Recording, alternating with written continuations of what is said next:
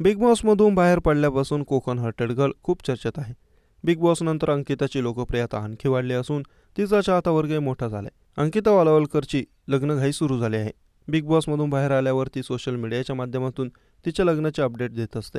तिच्या लग्नाची धूमधाम सुरू असून तिचं लग्न कधी होणार असा प्रश्न चाहत्यांना पडलाय. आता तिच्या लग्नाचं शेड्यूल आलं आहे. यामध्ये तिच्या लग्नाचे फंक्शन कोणत्या तारखेला होणार आहेत हे देखील समोर आलं आहे. 13 फेब्रुवारीला अंकिताला मेहंदी लागणार आहे. त्यानंतर 14 फेब्रुवारीला तिचा साखरपुडा पार पडेल. 15 तारखेला हळद समारंभ होईल. 16 तारखेला ती लग्नबंधनात अडकणार आहे.